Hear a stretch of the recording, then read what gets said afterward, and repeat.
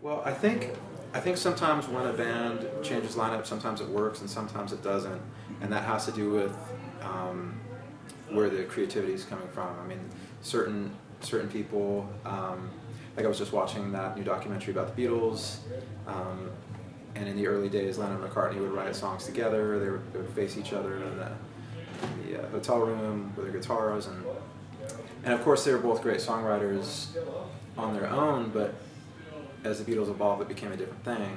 And I think if people write together and one of those people leaves, then it can affect the dynamic pretty seriously. But I've always written entirely by myself, and the songs are in my head before I show them to anybody. The parts are in my head for the different instruments. That's not to say that sometimes a little something won't come up in the studio, or that the producer might not bring something to the table instrument-wise I hadn't thought about. But I guess if I show a bass player a song, I know the notes, I know the pattern, so they bring their own talent, they bring their own style, but it's all sort of filtered through the way I want to hear it. So I think that's why changes in the way Tiger Army sounds are really more due to the way it's evolved musically rather than like different people being there or not. I guess I look at rock and roll and pop as a big continuum. I mean, what is called pop in this day and age is not something I would want to listen to, but pop from different eras, the 60s, Phil Spector, the Beatles, I think is amazing, the Beach Boys, and the Beatles were really influenced by some things that I'm really influenced by, like Buddy Holly was one of their biggest kind of touchstones and things that they formed their band and a lot of their deal around in the early days. Paul McCartney did a whole documentary about Buddy Holly in the 80s where he just went to New Mexico and Texas and drove around and talked to anybody who was still alive that had anything to do with Buddy Holly, basically. So that's the rock and roll connection. I was watching an interview with the Ramones. It was from public access TV in the 1970s, and this caller asked him about Buddy Holly, and Dee Dee started going off about how much he loved Buddy Holly and that it was an influence. And so, I mean, all this stuff isn't as far apart as people think sometimes, I think. The 50s rock and roll and pop, 1960s rock and roll and pop, I've always drawn a lot from that. And that's come out a little bit more with the new album, but it's always been there. Okay. And even punk rock, like I mentioned, that had it, not all of it, but a lot of it. The Ramones, a lot, New York Dolls, a lot of bands were really influenced by the original rock and roll as well, right when punk was starting. So it's all part of the same continuum to me. Well, I mean, I know some people have said that the new Tiger Army album sounds like a solo album, and to me it doesn't, I guess, or at least not the way I hear it, because there's really only one song that's, country hillbilly on it, and that's Train to Eternity, and that's kind of more of a dark country song. That to me is more in line with the country songs that Tiger Army's done on each record, like Out of the Heart and The Orchard, etc. I guess how Tiger Army has evolved and how that is influenced by the solo project is that I did learn a lot about playing and singing while doing the solo project, and that's allowed me to perform I guess certain influences that have always been there, like Roy Orbison, for example.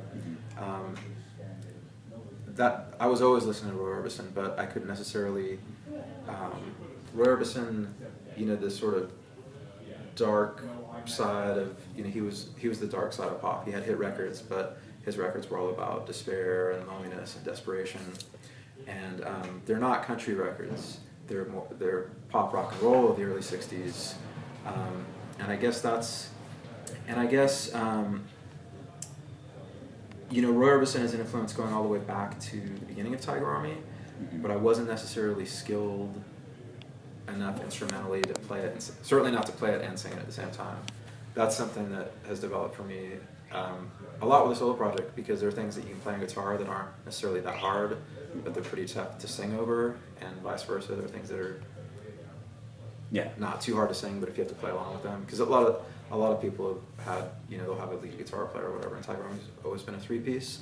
So I think some of those early pop and rock and roll influences from the 50s and 60s, they just came out a little bit more on the new record because I was able to execute them, which was the result of experiencing the solo project. But that's not the country side of things. Yeah.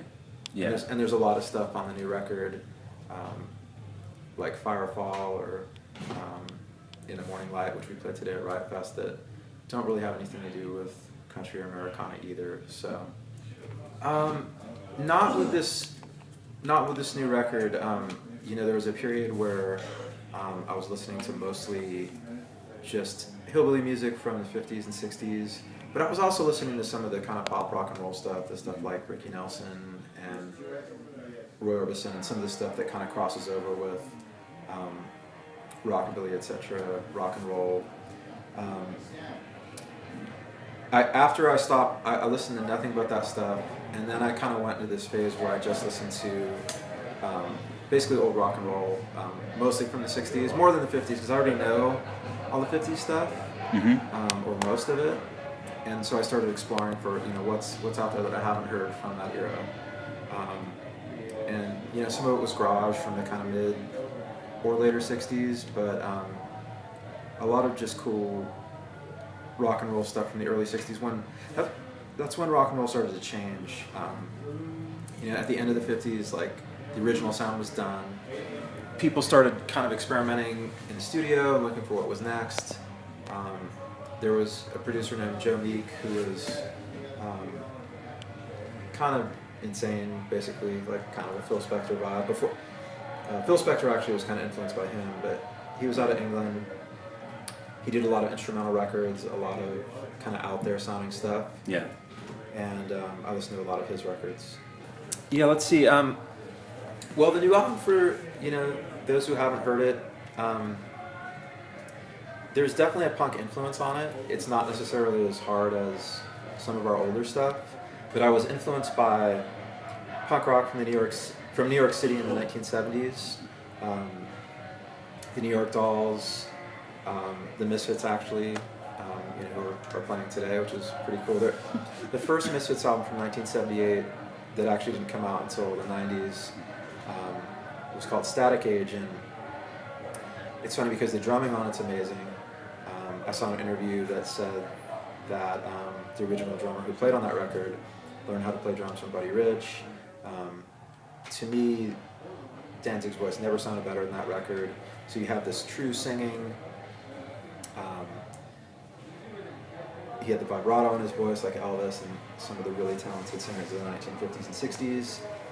And it was original punk rock, but it also had a really strong sense of melody, influence from, you can hear artists like Dion and doo-wop, and those are some things that kind of come from my family. Like, my dad was a big Dion fan.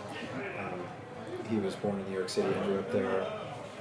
So the Ramones, who I mentioned earlier, they had that buzzsaw attack, but they also had the pop and rock and roll melodies of the girl groups and Buddy Holly and different 1950s rock and roll. So that was the punk side that was influencing me. And then some of the older rock and roll, which is that's where psychobilly comes from. I mean, psychobilly is a mixture of punk and old rock and roll. And I guess this record is maybe just sort of going back to the roots of where that stuff comes from a little bit, but in kind of a skewed way, kind of a different percentages than people usually perform. Like, maybe the punk is 25% and the old rock and roll is 75% on certain tracks, but in other tracks it's different. But yeah, we have a lot of stuff coming up this year. We're out on the road right now. After Riot Fest, we're going to be playing 4 shows in Orange County for our annual October Flame Festival at the Observatory OC. Those are going to be our last shows in California this year. We've got some amazing artists playing with us. Wanda Jackson, who's arguably the most important female rockabilly artist of all time from the 1950s, is going to be playing on the Sunday show. The Tijuana Panthers are playing on the Thursday show. Agent Orange is on the Friday. I believe that one is sold out. There's a Saturday show, so we have 4 in a row there. People come from all over the nation, sometimes all over the world. We've had people come from Japan, Europe. Those are kind of special shows for Tiger Army. We're going to learn a lot of songs, old and new, that we haven't played live yet, and kind of break them out. We switch up our set a lot because some people come every single night. We're going to Mexico just a couple days after that's over on November 2nd to play our first ever show down there in Mexico City. Really looking forward to that. The response down there has been amazing. Like it's a large venue. It's almost sold out already, which is incredible since we've never been there ever. We're going over to Europe after that. This is in November, so that stuff's all this year. And so we're just kind of out on the road and supporting the new record. It's hard to say. It kind of depends when I get back to writing. We do have a lot of touring in front of us right now. Mm-hmm. If I was going to start writing a record right now, it might be a second solo album. But that changes. I get into different stuff. I get into different records. Yeah. It'll all depend on what's right at the time. But I always kind of follow my heart. It's like if I don't do Tiger Army because I have to. I do it because I want to and I love it. It's been most of my life. It's been a real joy to get back to it after taking some time away with the solo thing and to play for everyone. And I'm really happy with how the new record turned out. It's been great to do that, and there will be a day, I don't know when I will get back to the solo thing as well and do a second album for that. But I might be inspired to just keep going with Tiger Army, or I might want to switch gears at some point, but they'll both happen in the future. That surprised a lot of people, but yeah, I've been in wrestling pretty much my whole life. There are phases where I got out of it a little bit, but I've been back into it for the last few years for sure. Yeah. So when you say dream pay-per-view, I mean, are we talking like living, dead, or just... Well, let's see, as far as WWE current roster, Brock Lesnar is definitely one of my favorites.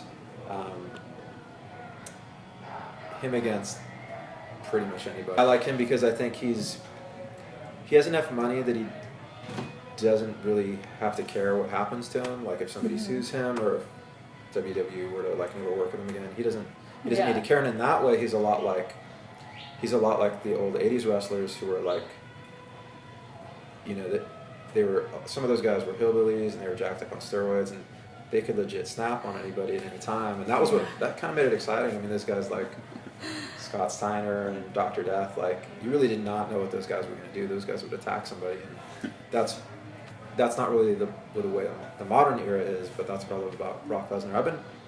I've been kind of getting back into some indie wrestling. I've been seeing some of the PWG shows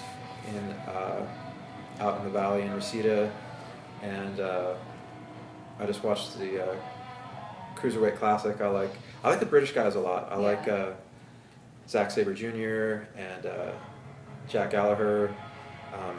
Some of the stuff they're doing, it's kind of like a hybrid of like lucha style, but then it's really fast, but with some like fast technical. I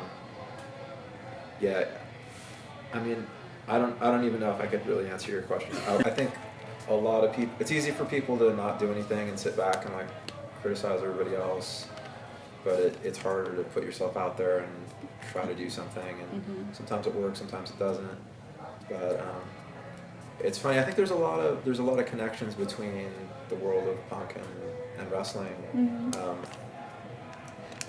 It's funny because I was like, if you watch Fear in the Decline of Western Civilization, that's basically just heel heat. Like they're just insulting the crowd and like working them up, and that was kind of a thing in like 70s punk. Like the Sex Pistols would do that, and I was always kind of drawn to that for some reason. And I always liked heels when I was a kid too. So I think there's something kind of cool about it being your job to just like go out to a crowd and just insult people and see how pissed off you can get them.